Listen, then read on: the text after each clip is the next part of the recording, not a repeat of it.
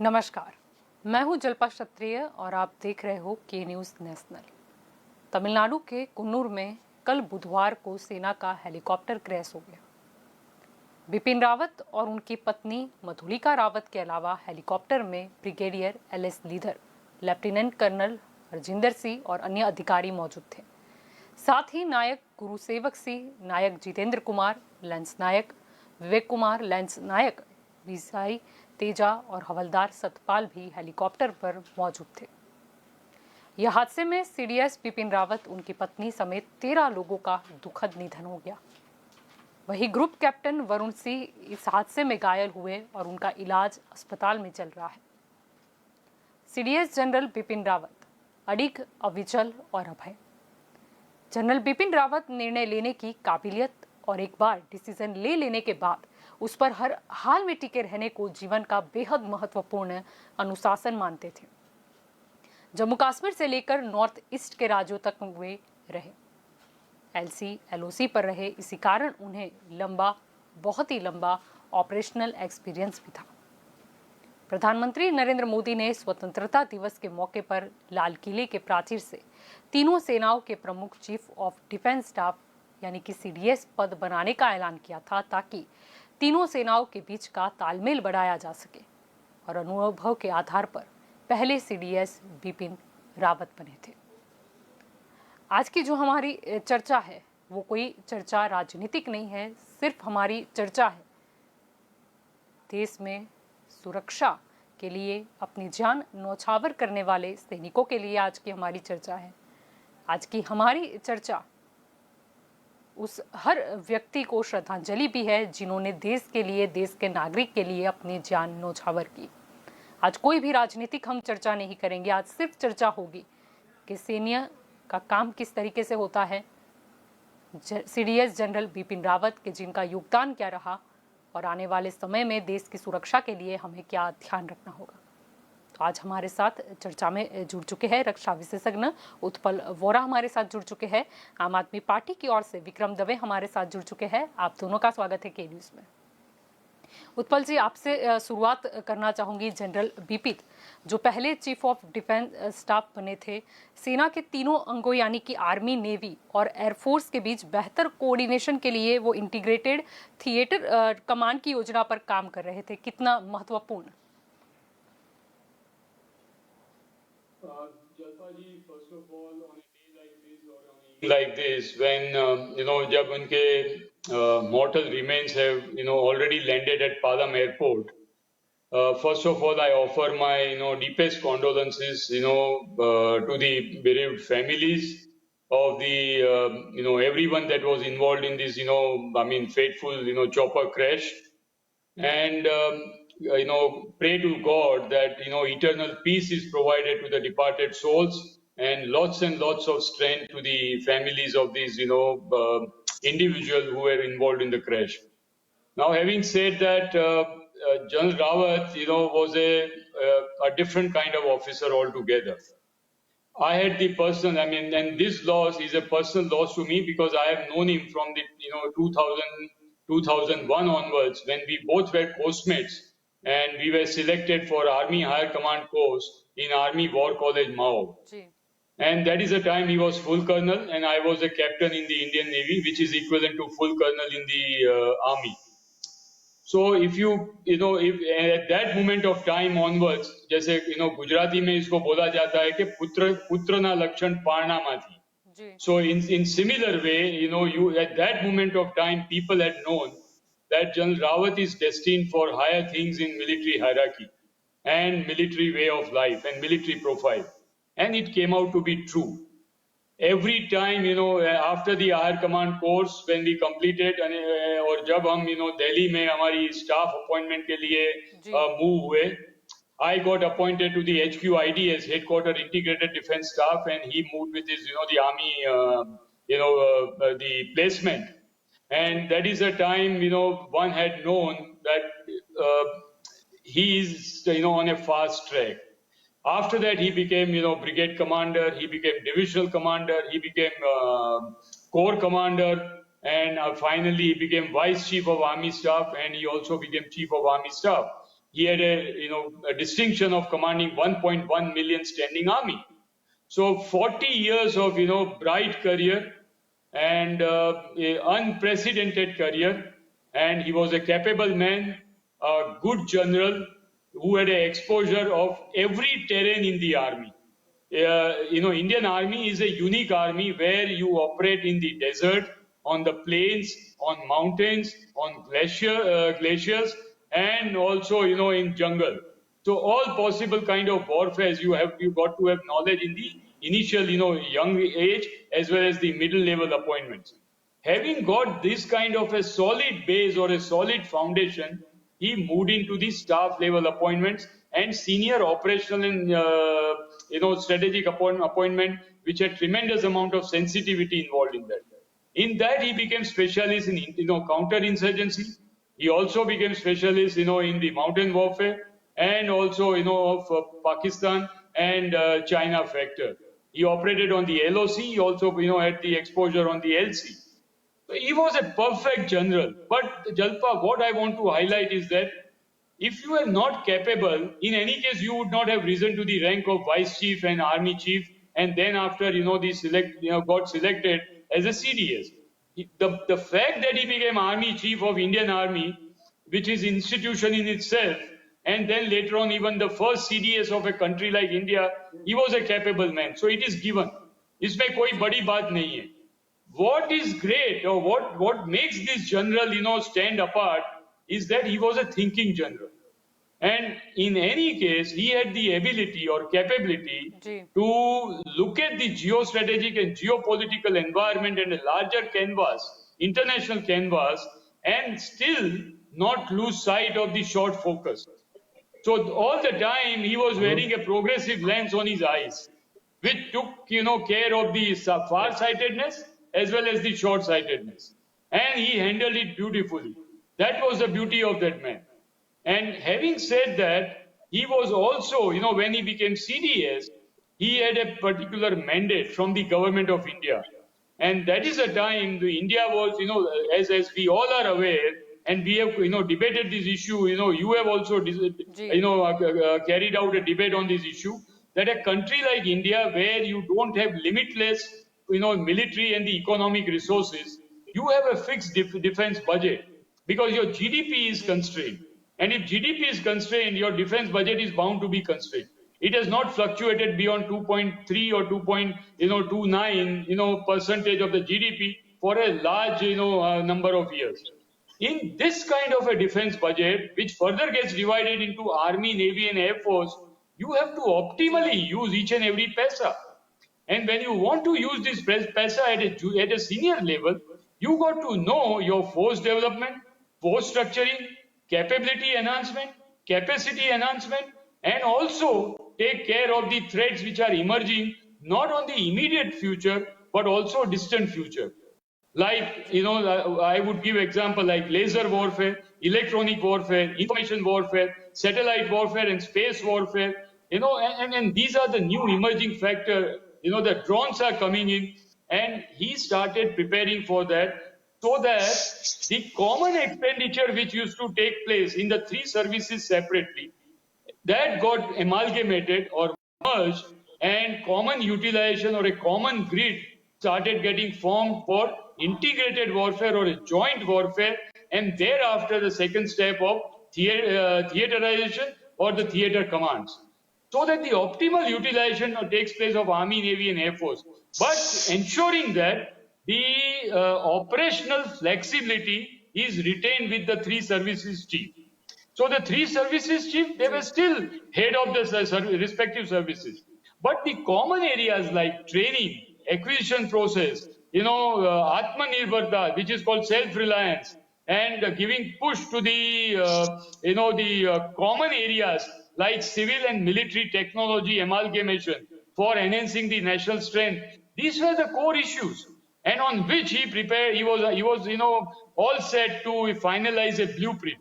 And while doing so, unfortunately, God has struck with a very, very heavy hand, and he's been taken away from from all of us. So it's a big blow, to the Indian military, or Indian armed forces, and also the defense structure of the nation and the country as such, unfortunately.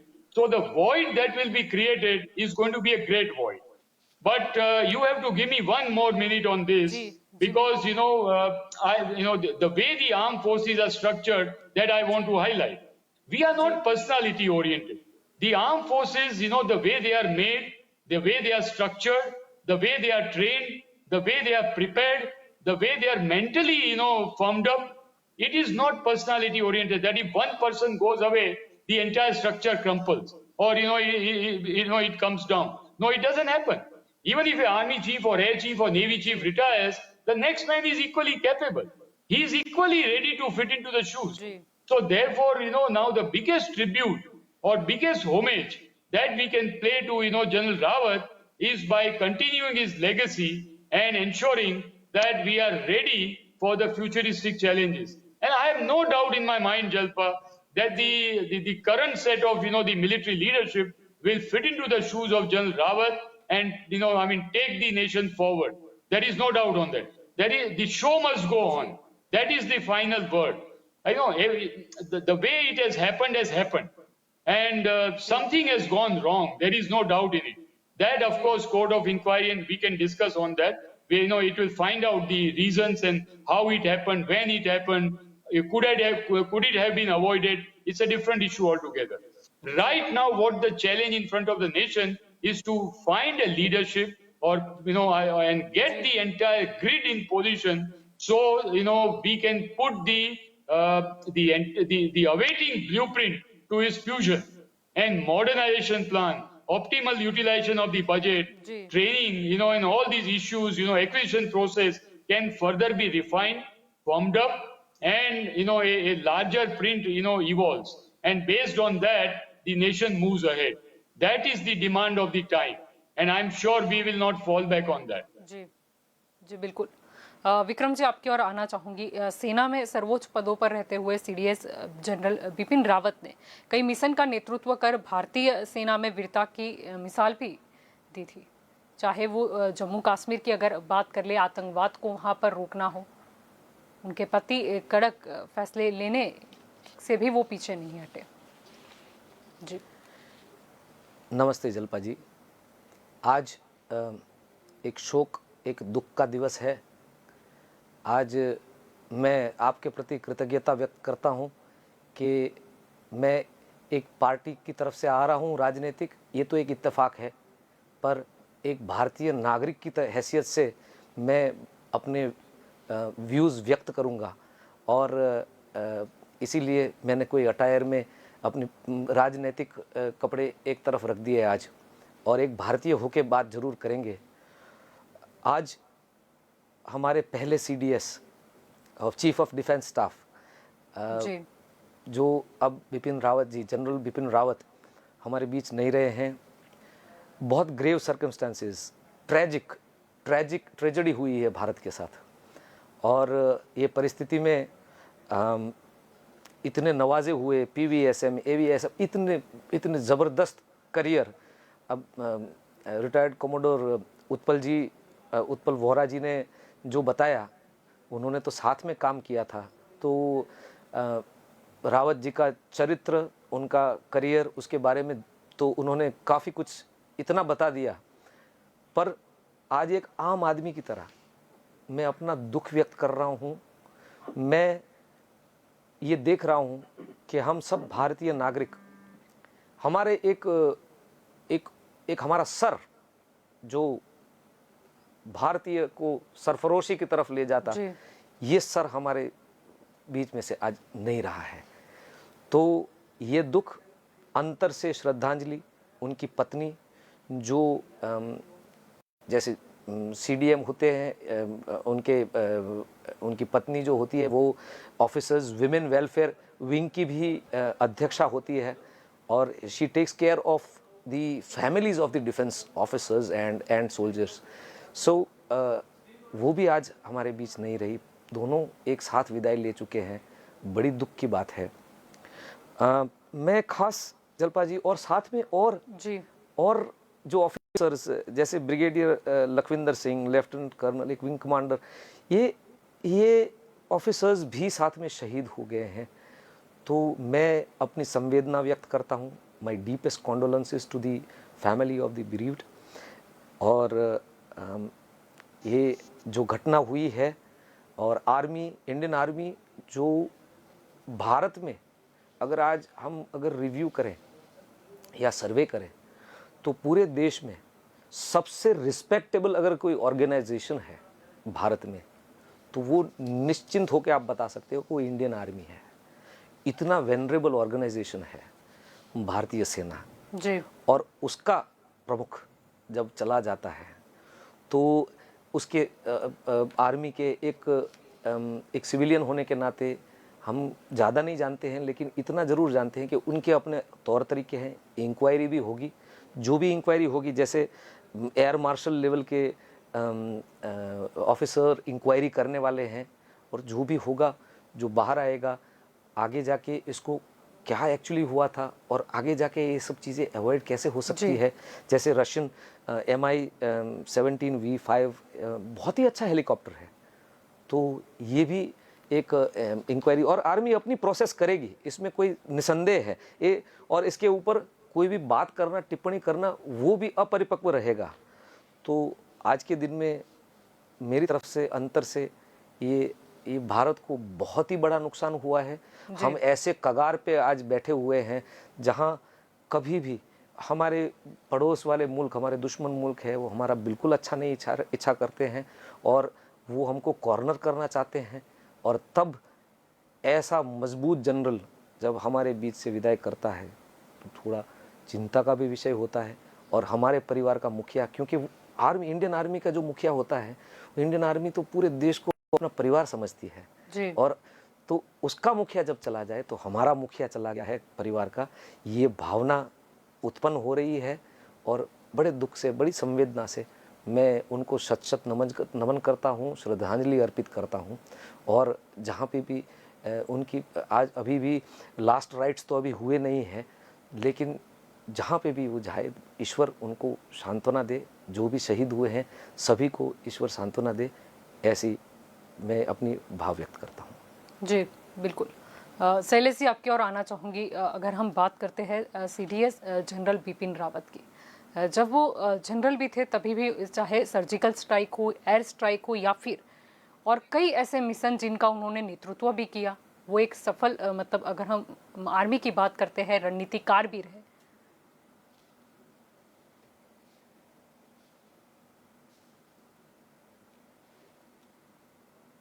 हम आपको सुन नहीं पा रहे शैलेश जी।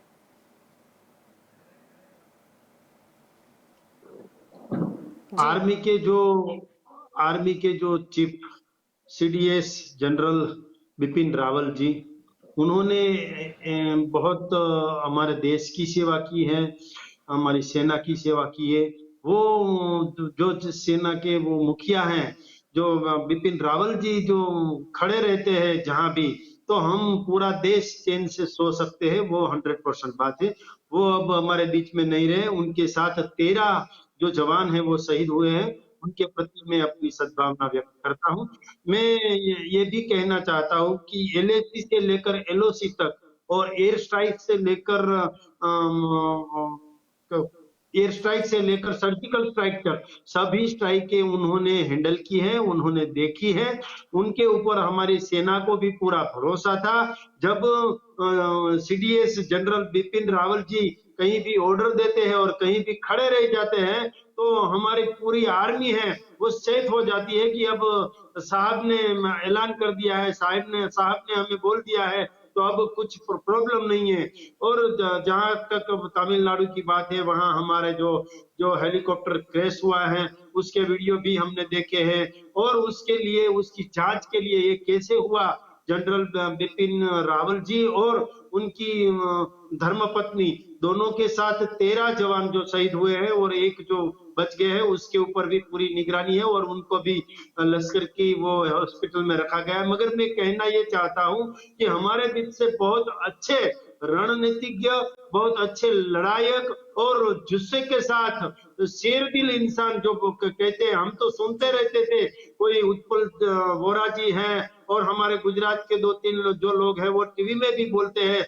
और army के लोग के मुंह में उनका नाम तो होता ही था, जनरल बिपिन रावत का, और हमारे देश के फर्स्ट सीडीएस जो माने जाते हैं वो वैसे कि जिनके ऊपर हमारे पूरी तीनों कमांड है उसको पूरा भरोसा था, ये जो एयरक्राफ्ट है उसको तो पूरा भरोसा था। ऐसे हमारे बीच नहीं रहे, उनकी खोट हमें रहेगी ही।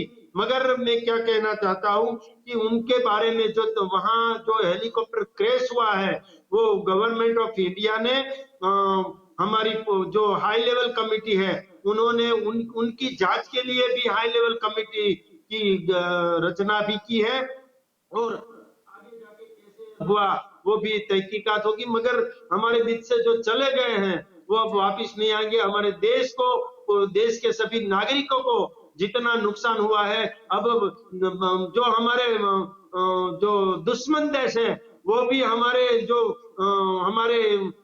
AK-47 या वो AK-56 से नहीं डरते थे, उनसे ज्यादा जीटीएस जनरल जो बिपिन रावल है उनसे डरते थे कि बिपिन रावल जी ने उनकी जो टीम है वो हमारे सामने आने वाली है। उन्होंने बहुत जिंदा दिली से काम किया था, एयर स्ट्राइक का काम हो, सर्जिकल स्ट्राइक का काम हो, और वो वहां तमिलनाडु में कहाँ पढ़े थे वहां भी जाने वाले थे, बहुत अच्छा वहां कार्यक्रम भी था, मगर वो कुछ कार्यक्रम भी नहीं हो सका। और हमारे देश के गवर्नमेंट ने भी अभी लोकसभा में और राज्यसभा में भी शोक प्रस्ताव जाहिर किया है, मगर शोक प्रस्ताव से वो तो एक चलन है हमारा, मगर हमारे बीच से जो अच्छे आदमी थी, देश की जो सुरक्षा उसके साथ थी, और सुरक्षा के फर्स्ट मैन माना जाता था, बहुत जो लौह पुरुष, जो सरदार वल्लभ भाई पटेल के बाद किसी को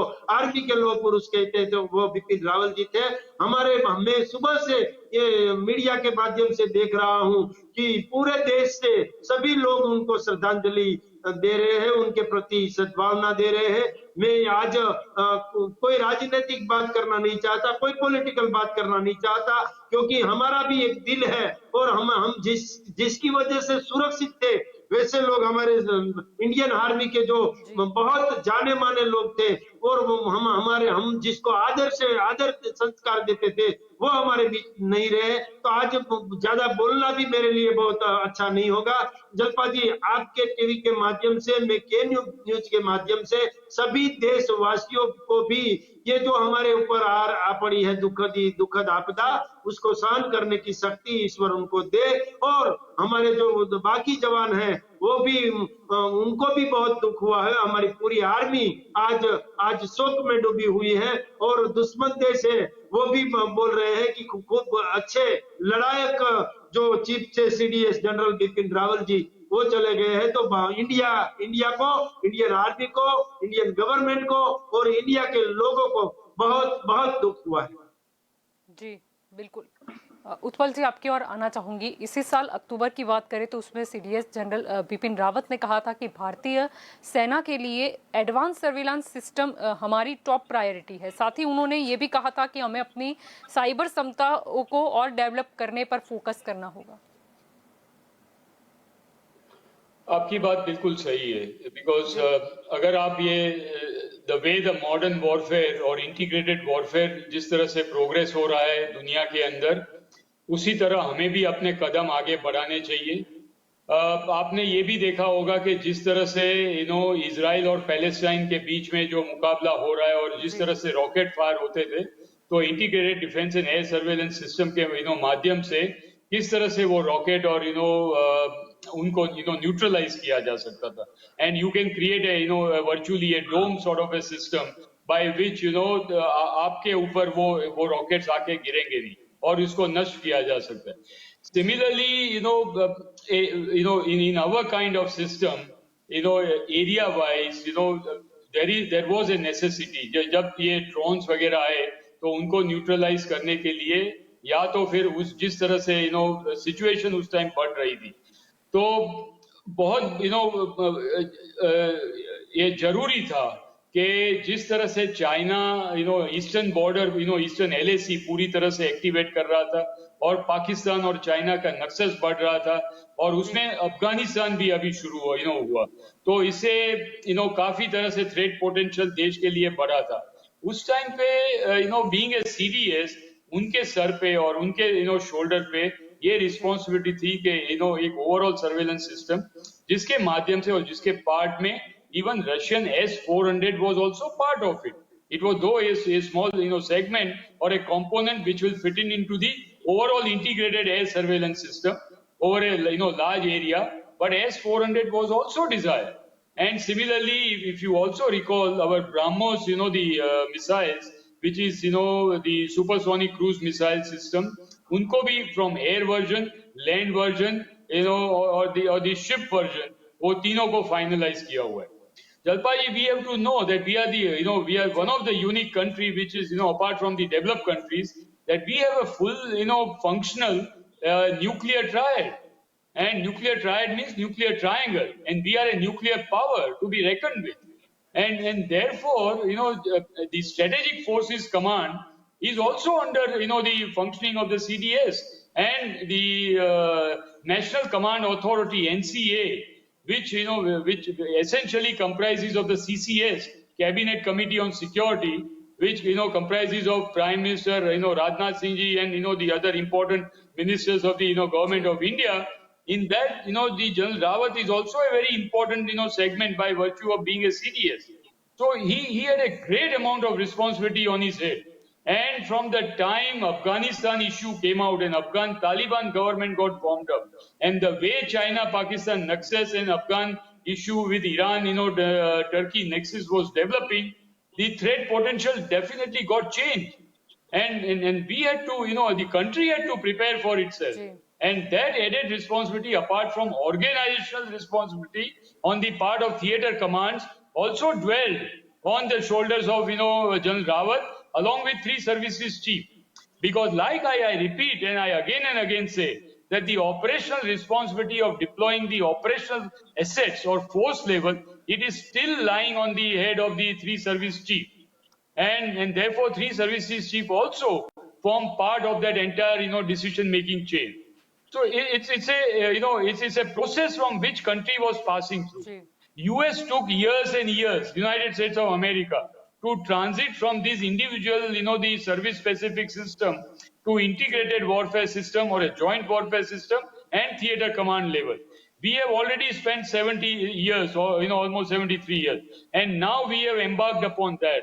And the blueprint I'm not sure about it because I'm out of the service, but the fact of the matter is that from all sources that is available from the open sources, the blueprint was almost ready and it was to be executed. So therefore, whatever leftover portion of that, of integrated, the defense surveillance system, you have mentioned air surveillance system. I am going one step ahead. Integrated defense surveillance system and integrated defense reaction system. Because surveillance is one part of it. Reconnaissance is one part of it. But a good, nation will always have C4I2 SR system. What is C4I2? Command, control, communication, coordination, intelligence, surveillance, and reconnaissance system. When all these segments put together, it gives you one full-fledged, defense against the incoming threat of a missile or whatever it is, and you can neutralize that. So, out of the available limited resources and economic might of this great country, we had to optimize that and make sure that nation is, and we are ready to face the threat, individual threat and a joint threat posed by China, Pakistan, Afghanistan nexus. So in international relations or in a diplomatic canvas, along with the diplomacy that the country will play, the economic and military might will also fit in. And in that CDS, the first CDS of the country had a very, very prominent role to play. Nobody, should lose sight of that or bearing of that. So in a way, it is a terrible loss, like my other panelists also they mentioned. But be rest assured, I want to through your medium और आपके माध्यम से मैं देश के वासियों को बताना चाहता हूँ that Indian Armed Forces again and again I'm telling you that it is not personality centric. And therefore, if General Rawat it's a very great loss, no doubt about it. I'm agreeing with everybody.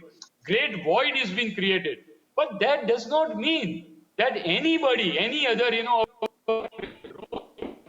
like Pakistan or Afghanistan also, they will not think about it. I'm telling you that they can do any adventuristic, adopt adventuristic attitude and carry out some, foolish maneuver. They will burn their fingers very badly because, General Rawat may be not on the scene, but three services are fully ready with their defensive and offensive plans, offensive capability, defensive capability, and ready to go to war should the country desire. And for that, political leadership, once they give the order, they will move into the action. In a democratic setup, the armed forces draw their strength from the political leadership. And if political leadership, they will ultimately take the decision. So make no mistake about it. General Rawat may have gone from the scene.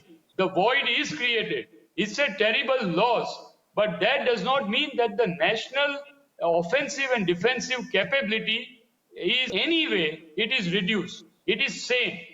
And should there be a need, the present military leadership will not be found wanting. I'm again and again assuring the nation. And make no mistake, I'm just not talking big. I'm not a propagandist, or I am not a spokesperson of the armed forces. I am telling you with my 35 years of experience that should there be a need, the armed forces, whether General Rawat is there on the scene or not, we will not be found wanting. We will take orders from the political leadership and the armed forces will go into action. And there will not be a day where armed forces will be found wanting. जी बिल्कुल, हमारे साथ captain Jaydev Joshi भी मौजूद है। जयदेव जी, सबसे पहले तो आपका स्वागत है के न्यूज़ में। आज के अगर हम बात करें तो जनरल बिपिन रावत ने समझते हुए ही अहम बदलाव भी लाए थे, जैसे कि आर्मी के हथियारों को अपग्रेड करने के लिए स्ट्रेटेजिकल पार्टनरशिप मॉडल पर बिपिन रावत की निगरानी में ही काम चल रहा था। कितना जरूरी समय के साथ बदलाव? समय के साथ काफी बदलाव हुआ और जो 2 साल या 2 साल से कम का कार्यकाल उनका रहा, उसमें उन्होंने बहुत ही तेजी से और निर्णायक शक्ति से काम किया है। मैं थोड़ा लेट जुड़ा हूं इस डिबेट में और इसलिए मैंने अभी पहले सुना, उत्पल वोरा सर की जो बात सुनी, उसका समर्थन पहले करना जरूर चाहूंगा कि जो कुछ भी हुआ है वो एक सीडीएस के होने के कारण हुआ है। सर ने जो शब्द प्रयोग किया उसी को रिपीट करते हुए कि हम लोग पर्सनालिटी सेंट्रिक नहीं है। सीडीएस चाहे कोई भी रहे होते तो ये जरूर हुआ होता। आर्मी हमेशा एक सैनिक के द्वारा रिक्त हुआ स्थान भरने के लिए अपनी जो सेकेंड लाइन ऑफ लीडरशिप है उसको रेडी रखती है। जनरली हम एक और कॉन्सेप्ट की बात करते हैं, 2 अप एंड 2 डाउन, कि कोई भी सैन्य का जो लीडर है वो किसी भी स्तर का हो, वो ट्रेंड होना चाहिए अपने से ऊपर के 2 लोगों के साथ काम करने में और उनकी जगह लेने में।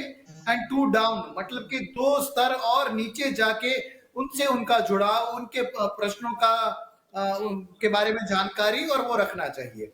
जो बदलाव की बात करें अगर, तो जिस तरीके से डिफेंस प्रोक्योरमेंट में गति आई है वो बहुत अच्छी है। डिफेंस प्रोक्योरमेंट के गति के साथ साथ ही प्रोडक्शन में जो काफी एक ब्रॉड बेस बना है, कई सारी ऐसी कंपनीज है जिन्होंने डिफेंस प्रोडक्शन डीआरडीओ के लिए शुरू करना किया है। इसको अगर कंपैरेटिवली देखा जाए तो पिछले कुछ सालों में ये बहुत ही ज्यादा तेजी से बढ़ा है। तीसरी अगर बात करें बदलाव आने के बारे में, तो जो एग्रेसिव स्टांस हम लोग रख पा रहे हैं, and he never minced his words, वो बोलते थे वो जो मीन करते थे, और वो कई बार, अगली बात भी इसके बारे में कह सकते हैं कि वो दूरंदेशी बहुत थे, वो आगे की देख सकते थे। कई बार कुछ लोगों ने, विरोधियों ने, कुछ लोग जो मात्र निंदा करना अपना स्वभाव समझते हैं, उन्होंने कई बार उनके चाइना का नाम लेकर कई बार बात बोली जाने वाली बातें या कहने वाली बातें कि China is India number 1 enemy, इसके बारे में काफी कुछ कहा है क्या defence chief should not speak this much, ऐसा बोला गया है उनके बारे में। पर वो जो भी बोलते थे, आज हमारे सामने चित्र स्पष्ट है कि चाइना वो है जो ये पूरा कठपुतली का खेल चला रहा है। तो इन करीब 4-5 बातों में जिस तरीके से डिसाइसिवली, एग्रेसिवली और स्विफ्टली आगे बढ़ना हुआ है इनके कार्यकाल में, वो चीफ ऑफ डिफेंस स्टाफ का उनका कार्यकाल हो या थल सेना अध्यक्ष के रहने के दौरान का कार्यकाल हो, इसको हम चिन्हित कर सकते हैं इन कुछ बाबतों से। जी बिल्कुल। विक्रम जी, आपकी ओर आना चाहूंगी। जैसे कि अभी भी बताया जयदेव जी ने, सेना को सशक्त बनाने के हर संभव प्रयास करने वाले सीडीएस बिपिन रावत ने एक अहम बात भी कही थी। उन्होंने ये भी कहा था कि देश की सुरक्षा के लिए हम अकेले कुछ नहीं करते, हमारा हर एक सैनिक इसमें भागीदार होता है, और इतना ही नहीं, देश का हर एक नागरिक देश के लिए कुछ ना कुछ जरूर करता है। ये तो इंडियन आर्मी का बड़कपन है कि देश का हर नागरिक का, क्योंकि ये भाव से इंडियन आर्मी हमेशा देश के नागरिकों को देखती है कि देश के नागरिकों का भी कंट्रीब्यूशन है ये देश में। और इसीलिए आज जो इंडियन आर्मी का जो स्तर है भारतीय नागरिकों के जहन में, वो सबसे उम्दा, सबसे श्रेष्ठ, सबसे ऊपर है। तो मैंने जैसे पहले भी कहा कि it is the most vulnerable organization in the country. उससे बड़ा रिस्पेक्टेड ऑर्गेनाइजेशन आज देश में इंडियन आर्मी से बड़ा कोई नहीं है, ये निसंदेह बात है।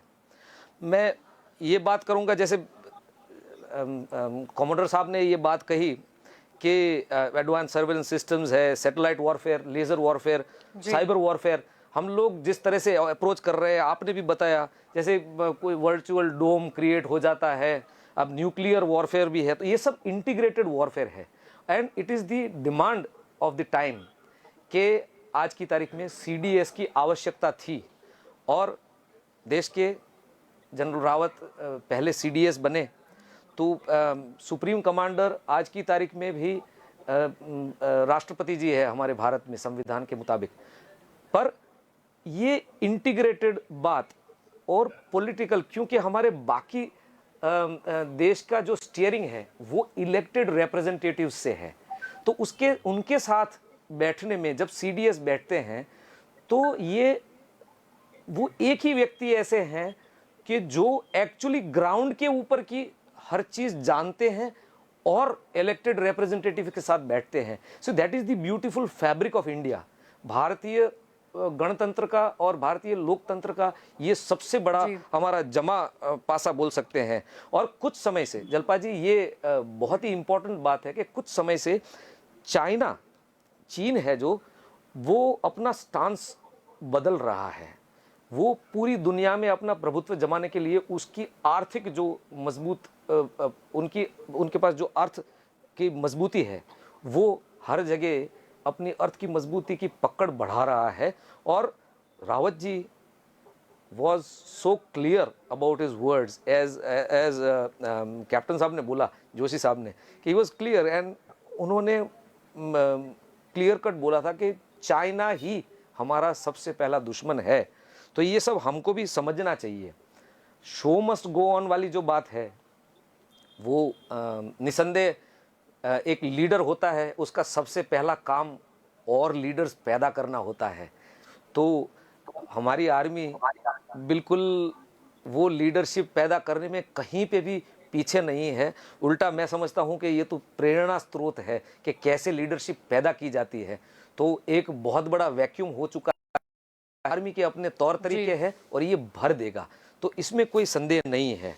मैं जलपा जी इसमें एक बात ज़रूर करना चाहूँगा कि हम अगर शो मस्ट गो ऑन में, मैं फॉर्चुनेट हूँ कि मैं मेरा एजुकेशन भी ऐसी जगह पे हुआ है, राजकुमार कॉलेज राजकोट। जो हमारे प्रिंसिपल साहब थे वो आर्मी के कैप्टन हुआ करते थे, अब British army captain in the Indian army in the late 40s, mister Peter Rogerson. और इसीलिए हमारी जो स्कूल थी उसमें एनसीसी का महत्व था, उसमें आर्मी के बैकग्राउंड से चीज़ें निकलती थी। और बड़े फ़क्र से कहता हूँ कि जनरल राजेंद्र सिंह वो हमारे राजकुमार कॉलेज के राजकुमार कॉलेज राजकोट के ओल्ड बॉय थे। एक वाकया बताता हूं कि आर्मी का बैकग्राउंड क्या होता है। एक सिविलियन होने के नाते मैं जरूर ये बताना चाहता हूं, क्योंकि आज हम सैल्यूट उन लोगों को कर रहे हैं जो हमारी रक्षा कर रहे हैं। जनरल राजेंद्र सिंह को उस समय के प्रधानमंत्री पंडित जी ने बुला के और सरदार जी ने बुला के ये बताया था कि you are taking over as the army chief, and you will not believe what he said was कि general Cariappa is senior to me and I can not take over as the army chief. आप चाहें तो मैं resign कर देता हूं, क्योंकि अगर मैं आर्मी चीफ बैठूंगा तो, एंड दैट टाइम उस समय president was not the chief of supreme commander, it was the army chief who was the supreme commander. So he said that General Cariappa should take over, otherwise it will demoralize my soldiers, it will demoralize my officers, my army. And ultimately General Cariappa took over as the chief of staff. So this is the kind of culture that comes, and I am very proud that I have come out from an organization, from a school where this culture and the army culture, very similar ones, have come together. मैं जब राजकुमार college की बात करता हूं तो मैं आज एक हम शहादत को हम सलाम करने बैठे हैं जब, तो ये शहादत में मैं मेजर मोहम्मद अली शेख राज ऑफ मांगरोल, जो 65 की वॉर में वीर चक्र प्राप्त किया था, वो हमारी स्कूल से थे, ex old boy of Rajkumar college. Lieutenant Nagarjun Sisodia 71 war में पोरबंदर के थे, उन्होंने भी शहादत ली। टू नेम अ फ्यू, और joint police commissioner Ashok Kamte, वो भी राजकुमार कॉलेज के ओल्ड बॉय थे, और जब 26/11 को, although he was a police officer, 26/11 को जो जिन्होंने शहादत प्राप्त की, तो मैं इन सबको भी याद करता हूँ। लेफ्टिनेंट जनरल रुस्तम नानावटी जी को, air marshal Janak Singh ji of Lathi को, ये सब हमारे राजकुमार कॉलेज के बैकग्राउंड से। ये बात करने का कारण मेरा ये है चलपा जी, कि एक स्कूल में ही एक आर्मी के प्रति आकर्षण और उसकी ट्रेनिंग मिलती है, जो कहीं इन जनरल कुछ समय से ये कम हो रही है, ये दिख रहा है। जैसे तो मेरे को मैं ये भी चाहूंगा कि हम कैसे, आज की राजनीतिक बिल्कुल बात ही नहीं है, पर तंत्र में कहां कैसे हम ज्यादा से ज्यादा बच्चों को आकर्षण आर्मी का बनाए। जैसे एनसीसी है, तो एनसीसी स्ट्रक्चर है लेकिन उसको मशीनरी ऑयल्ड नहीं है, तो मैं चाहता हूं कि वहां पे हम मशीनरी ऑयल करें, क्योंकि 71 की वॉर में, 65 की वॉर में एनसीसी के सी सर्टिफिकेट होल्डर्स ने काफी कुछ आर्मी को हेल्प की थी, लोडिंग डीलोडिंग ट्रेन्स को करने के लिए। ये बहुत जरूरी है भारत के लिए, अपना राष्ट्र मजबूत कैसे बने, आर्मी को सपोर्ट कैसे किया जाए।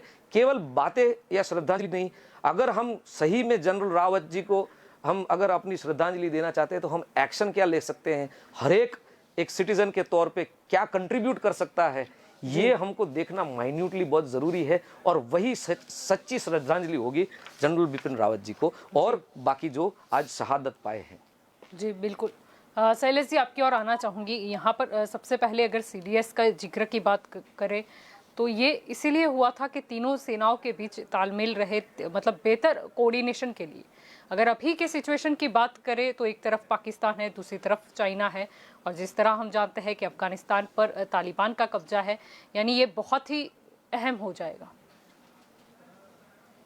चलपा जी, आपकी बात से मैं सहमत हूँ, और ये जो सीडीएस जनरल बिपिन रावत जी का अभी जो वो शहीद हुए हैं, जो हादसा हुआ है, उनसे देश को तो नुकसान है ही, देश तो कुछ कदम पीछे चला जाएगा, मगर देश के नागरिकों को, डिफेंस को, ये जो नौसेना है, थल सेना है, वायुसेना है, ये जो हमारे संविधान में जो ये रचना की गई हुई है, तो मैं ये भी कहना चाहता हूँ, पाकिस्तान का जो संविधान था वो भी हमारे साथ ही गठित हुआ था, मगर उनका संविधान 3 बार बदल चुका है, और हमारा जो संविधान है, जो नौसेना, थल सेना, वायुसेना, उनका जो गठन है, तो वो अभी तक कभी बदला नहीं है। उनका मतलब ये हुआ है कि हमारा संविधान भी बहुत मजबूती से चल रहा है, हमारी आर्मी भी हमारी आर्मी जो है वो भी हमारे साथ विश्वास से चल रही है।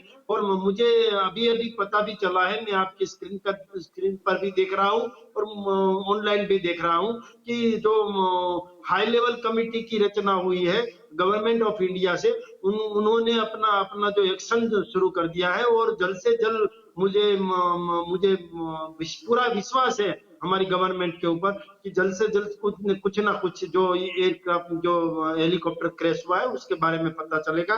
मगर कश्मीर से लेके कन्याकुमारी तक और गोवा से लेके गोरखपुर तक सभी जगह पर अभी जो वो भाव हो गया है कि जनरल बिपिन रावत जी चले गए हैं, तो अभी जो हमारे दुश्मन देश है, पाकिस्तान हो या चाइना हो, अब टेररिस्ट देश जो है वो अफगानिस्तान हमारा दुश्मन नहीं है, मगर वहां से टेररिस्ट पैदा होते हैं, टेररिस्ट खड़े होते हैं, तो वहां से भी हमें खतरा है। तो सभी तरह का खतरा जो है वो टेररिस्ट आने में डरते थे, वो किससे डरते थे? हमारी आर्मी से डरते थे। और खास करके हमारे जो जनरल बिपिन रावत जी, उन्होंने एयर स्ट्राइक और सर्जिकल स्ट्राइक से माध्यम से दिखा दिया था और हमें पता भी नहीं है, हम चैन से सो सकते हैं हमारे देश में, वो भी आर्मी की वजह से है। वो मैं कैप्टन जयदेव जी को भी सलाम करना चाहूंगा और उत्पल जी को भी सलाम करना चाहूंगा कि उनके जैसे लोगों ने ही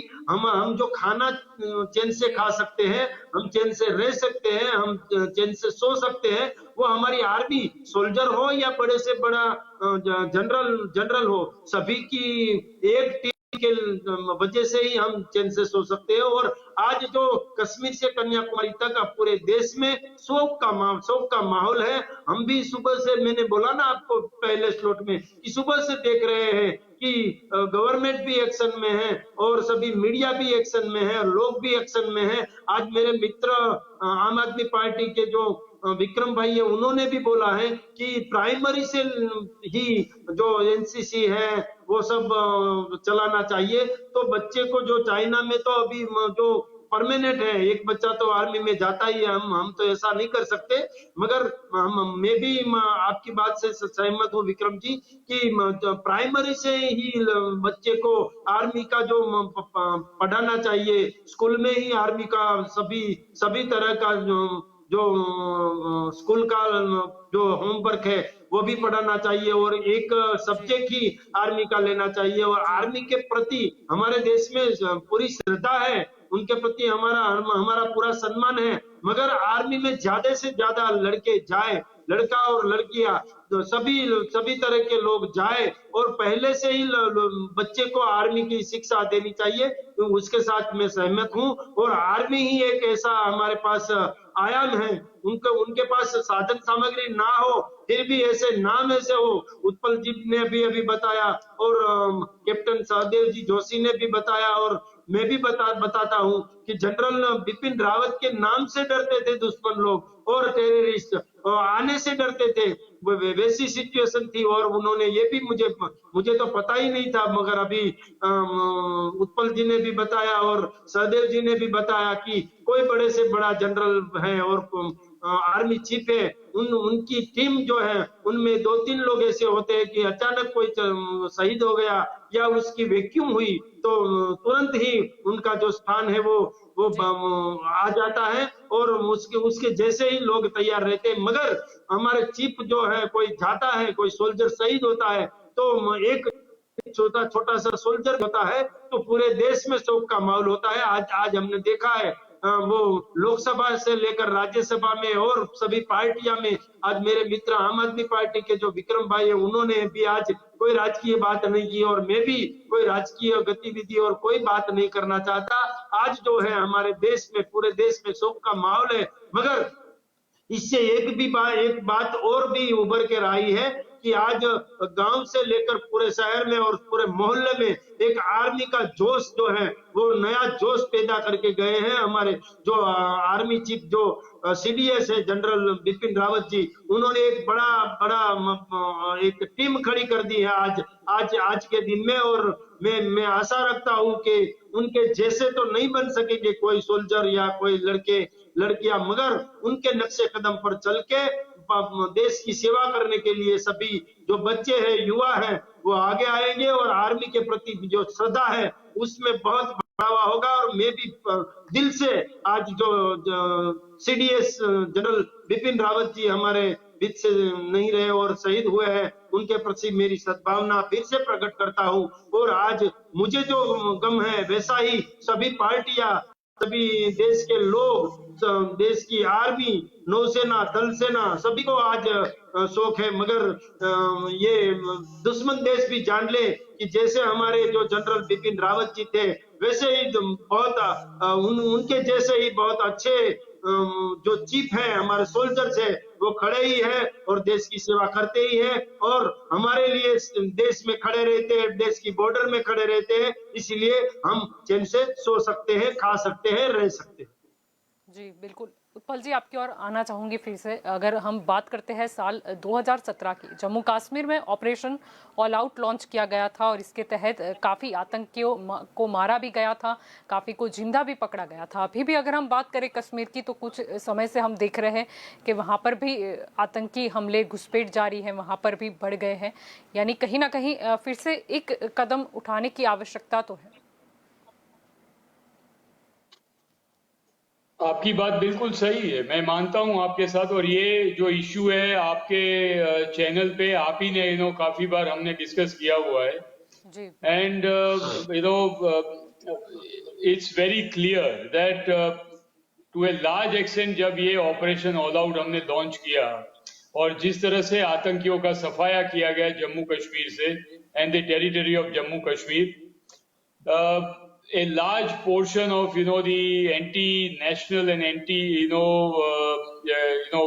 mean the sovereignty point of view, we achieved a success.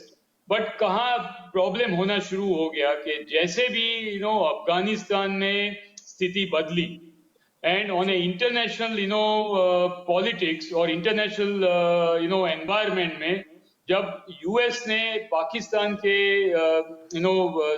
Help लेके अंडर द टेबल जिस तरह से एग्रीमेंट करके American forces got withdrawn from the Afghanistan for their own interest और देयर सेल्फिश इंटरेस्ट के लिए, उसके बाद में China factor in Afghanistan also got a great amount of importance and momentum both. And therefore, China found it a very, very ideal, situation that if I want to prick India, this is the best time, and this is how I had planned my long-term plan, and that is what they are executing. See, please understand, neither Afghanistan nor Pakistan they have any economic might. They all are, they're totally broke nation. Who's funding Pakistan? Who's funding Afghanistan? It is, the West Asian countries or Middle East countries, Arab countries, and China. And America and the world powers, they are totally keeping quiet on that.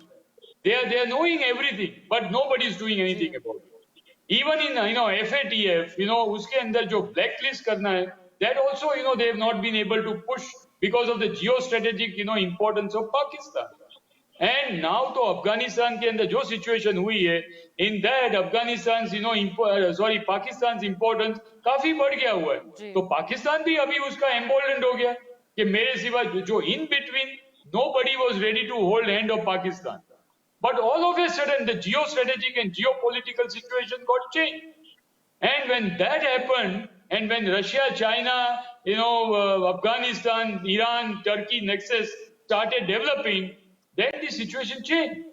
So Pakistan has now again got emboldened and they have started reorganizing their terror factories. और उनकी जो terror factory में लश्कर-ए-तोयबा, हुजी, हरकत-उल-अंसार, Jaish-e-Mohammed, and supported by Afghan Taliban and also to a large extent by ISIS. So when that started happening, the terrorist strike, and the terrorist situation is changing in Jammu and Kashmir. India has no other option. I am again and again telling you, you can neutralize a terrorist, but you can, it will take a long years. It will take probably decades to eradicate a terrorist mentality or jihadi mentality or a mercenaries mentality who is doctored, who is, indoctrinated for years and years together and who has been hardened, battle hardened like Afghan Taliban or ISIS, terrorists. So we have to be very careful on this. The ideology, if you want to defeat, it takes a long time. It is not that easy. You can all-out operation, suppose even if 50, 60 terrorists you have killed, new terrorists, they will be pumped in. Then what happens? So it's an ongoing battle. Ultimately, it has to be a political solution or politico-social, problem. And India has to be prepared for it. By, killing terrorists and neutralizing them is, of course, is one of the angle of, regaining a total control in Jammu and Kashmir. But doing that side by side with the support of the army, ultimately we have to settle down for a political or a politico-social, problems or issues that we have to, look at it. You cannot have endlessly, the armed forces operating from J&K. They can support your political objective, your political mission, because armed forces, they form a very important part of the hierarchy that is prevailing in the country. There is no doubt. And that armed forces will continue to do that on the direction of the political leadership. But ultimately, I am again and again, and we have discussed this issue, and today maybe Jalpa is not the right day to discuss all these things. Because today, I think, the mahal, which is, prevailing in the country is of a different nature. So this debate can go on a different day, but I fully support you and your, notion that ये terrorist operations अभी आगे बढ़ने की उम्मीद है कि नहीं? उम्मीद है, but it is not because General Rawat has moved out of the situation. The armed forces, they are fully capable. मैं शैलेश भाई को भी बोलना चाहता हूँ. I salute your notion. मैं आपकी जो दिल से आपने बात बताई, I'm honored. But with all humility, मैं आपको और आपको देशवासियों को, अपने चैनल के दर्शकों को बताना चाहता हूँ that even today, if General Rawat has gone away from the scene, no doubt void has been created of a military leadership, of a capable military leader, of a capable general who was a visionary, who was executioner, who could implement anything, who could achieve anything. But that does not mean, Shailesh Bhai, that others are not ready. Armed forces will not let you down. Armed forces will not let down the nation. If found they will never be found wanting. And they are ready. And you mark my words, as soon as this entire thing gets over, the due process of selection of new CDS will start picking up momentum, and a new man will come in the saddle. General Manek Shah, who later on became Field Marshal, he was a very prominent figure in the armed forces. With his death, he moved away. General Sundarji came. General Sundarji was considered as the ultimate brain and a thinking general. He also passed away. The another, the hierarchy, emerged. Now, General Rawat, he was the army chief. Now General Narawane has come and he's taken over as army chief. If General Rawat has moved away from, and God has, Bhagwan ne hamare paas se unko chhin liya hai, I am sure, mark my word, in due course of time, the leadership, once position, he will equally do well, if not better. Because please understand, I'm repeating again and again, armed forces of the country are not personality oriented. Period. मैंने बार-बार बोला हुआ है और उसके पीछे काफी, इसके अंदर, इसका बहुत ही मीनिंग है. The alternate leadership is supposed to be ready in all possible way. They are trained, they are factored, and they are ready to carry the armed forces forward. Therefore, आंसू बहाने का टाइम नहीं है arm forces के अंदर. And हमारे दुश्मन देश हो, चाहे एडवर्सरी हो, चाहे कोई भी हो, they know it very well कि इंडियन आर्म फोर्सेस ऐसी तरह से स्ट्रक्चर नहीं हुए कि एक जनरल रावत के जाने से देश में शोक चाहे है. I agree with that.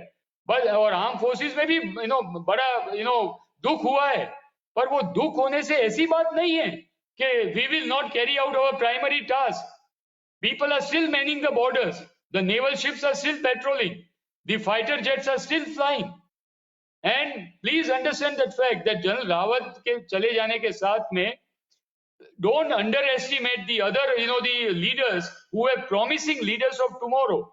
Like, the group captain Varun, who was a qualified test pilot. And, he was a promising, the Air Force leader of tomorrow. He's शौर्य चक्र. 12 महीने पहले ही उनको शौर्य चक्र मिला हुआ है. And he is battling with his life in Bengaluru. Similarly, Wing Commander Chavan, who was the commanding officer of the helicopter unit based at Sudur, he was master green in flying operation. He had thousands of hours of flying experience in all weather, day and night flying, and he was categorized as master green.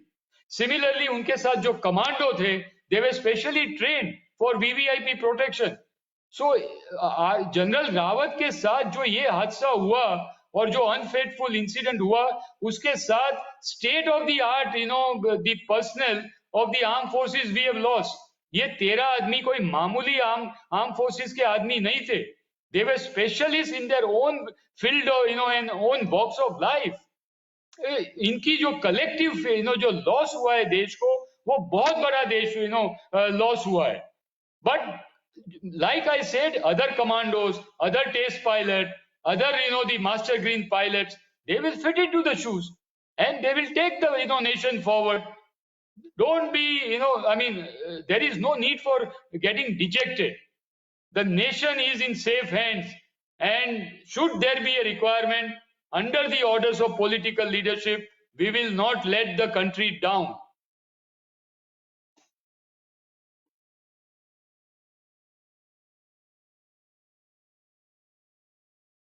Jalpa जी. दंगल देश का में आज का हमारा मुद्दा यही था कि देश की सुरक्षा पे आज हम वार्तालाप करें. यहाँ पर मुद्दा यही था कि कैसे हमारी देश की सुरक्षा होती है, क्या रोल रहता है, क्या सेवाएं प्रदान होती है. यहाँ पर महत्वपूर्ण बात ये भी है कि हर बार राजनीति नहीं होती, राजनीति से परे भी कुछ होता है. और यहाँ पर जैसे कि उत्पल जी ने कहा कि हमारी सेना अभी भी देश की सुरक्षा के लिए खड़े पैर वहाँ पर सेवा अपनी कर रही है, अपनी फर्ज अदा कर रही है.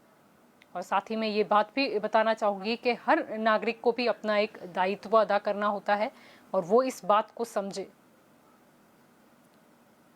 और फिर से एक बार के न्यूज़ नेशनल के माध्यम से जितने भी हमारे जवान आज दिन तक शहीद हुए हैं, ये हेलीकॉप्टर का जो हादसा हुआ, हमारे CDS जनरल बिपिन रावत, उनकी पत्नी समेत जितने भी हमारे वीर शहीद हुए हैं, उन सबको मैं फिर से एक बार श्रद्धांजलि देती हूँ. नमस्कार. नमस्कार.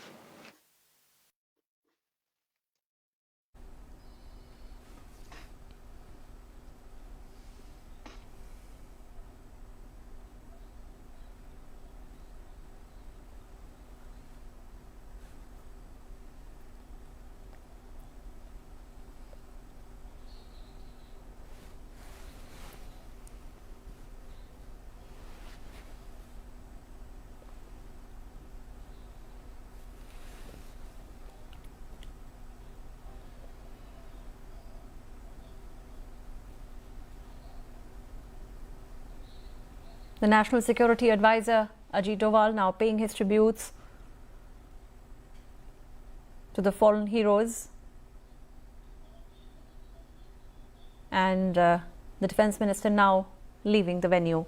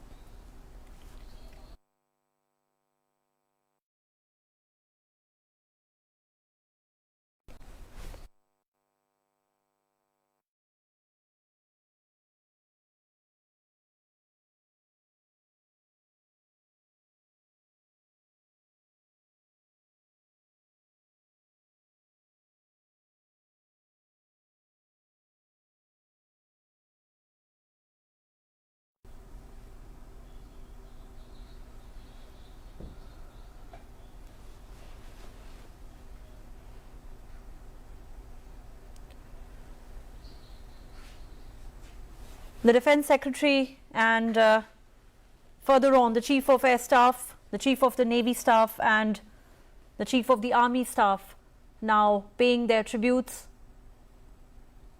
to CDS General Bipin Rawat.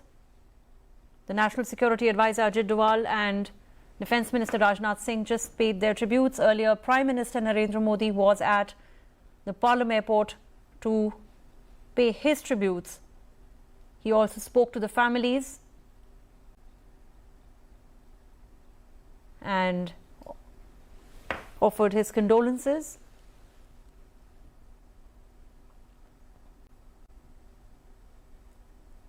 The Chief of the Army Staff paying his tributes.